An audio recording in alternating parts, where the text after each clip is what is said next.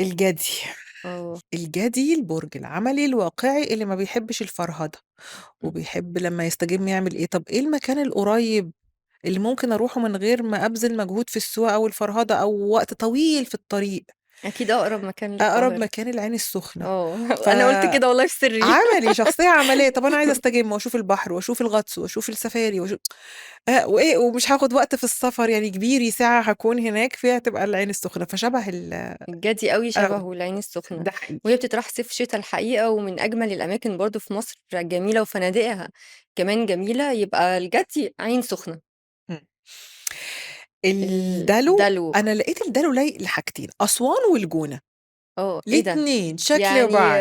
حتّة هنا حتّة آه. شوية فيها فهو على حسب ما يحبّوا نيل مواليد الدلو، نيل ينفع وبحر. ليه بقى؟ لإن الدلو متنوع، الدلو حد مثقّف جدًا وفلسفي جدًا، جدًا وعنده طاقة كده بيحب دايمًا يشحنها، فطبعًا أسوان لسه زي ما أنتِ قايلة يا أسماء، إن أسوان فيها رحلات نيلية وفيها حاجات طبيعة كمان تاريخية في وطبيعة النوبة. خلابة إمم. تستهوي جدًا مواليد الدلو، وفي نفس الوقت بيحب الفخامة بتاعة الجونة، و فأنا شايفة إنه ينفع الاتنين، شكل شخصية الدلو ينفع مع الجونة جدًا، وينفع مع أسوان جدًا. حلو أوي، يبقى إمم. الدلو كده عرف في الصيف هيروح فين والشتا هيروح فين. والاتنين غير تقليديين، الجونة غير تقليدية، وأسوان غير تقليدية، وهو بيحب كل ما هو مختلف ومميز وغير تقليدي، فأعتقد إن بالنسبة حلو له جدًا. الدلو الصيف عليكم على الجونة، والشتا عليكم على أسوان.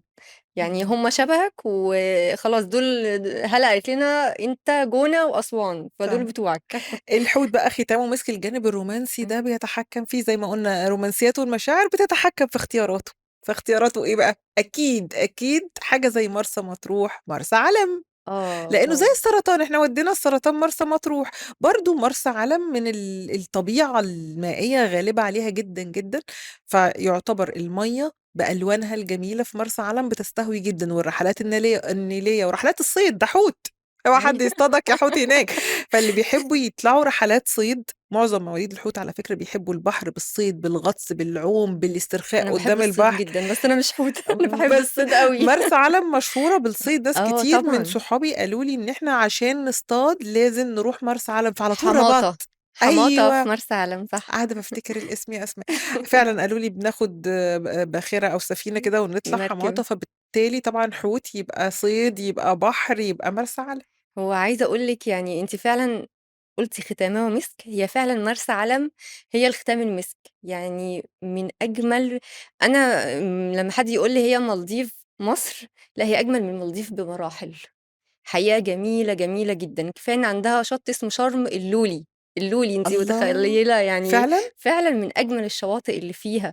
فيها شاطئ النيزك. ويُقال إن في نيزك وقع فعمل الشاطئ ده الله! عالمي في منتهى الجمال. ال الحنكراب والقلعان، لأ فيها حماطة. فيها أيوه. هناك كهف يُقال إن فيه 5000 دولفين جوّه الكهف ده في البحر، وهو أكبر تجمُّع dolphins في العالم كلّه موجود في مرسى علم. لأ هي جميلة وفعلًا كان ختامها مسك أنا يعني. مش عارفة أروح يعني أنا فين يا والّا بخت فين. الحوت، يا بخت الحوت بإن هي مدينته هي مرسى علم. أنا فعلًا. يعني باحسدك. بجد إحنا انبسطنا واستمتعنا جدًا. يا هلا بجد، وعايزين بقى الحلقة الجاية أكيد لازم نتكلم عن كل برج لايق عليه إيه في شهر العسل، ويروح فين في شهر العسل كل إن برج شاء يعني الله، عينيا. برّه مصر بقى، وعايزين نخش في أماكن تانية كتير. إن شاء الله. واتبسطنا ومعلومات جديدة أنا أول مرة أعرفها. ميرسي، وحلقة وميرسي جديدة ومميزة، وأنا كمان مبسوطة. ميرسي يا انبسطنا حبيبتي، كتير. ميرسي يا قبل ما حبيبتي. أختم أنا عايزة أعرف أنتِ برج إيه؟ أنا لأ ما باقولش، لأ بجد؟ صدقيني فعلًا، يعني ماشي. يعني صعب. عارفة هاقول لِك ليه بس أنا مش باقول عشان حاجة، أنا مش باقول عشان كل حد هيفتكر إن أنا في الحلقة دي مثلًا شكرت، آه. هيقول لك أصل هي شكرت في البرج ده عشان برجها بابقى اتظلمت والله، ده ما الجوزاء أكتر بقى، حد يبقى كده. هيبقى أكتر حد اتظلم معانا يعني. ميرسي يا ميرسي حبيبتي، يا هلا، ميرسي يا ميرسي ليكِ. ميرسي.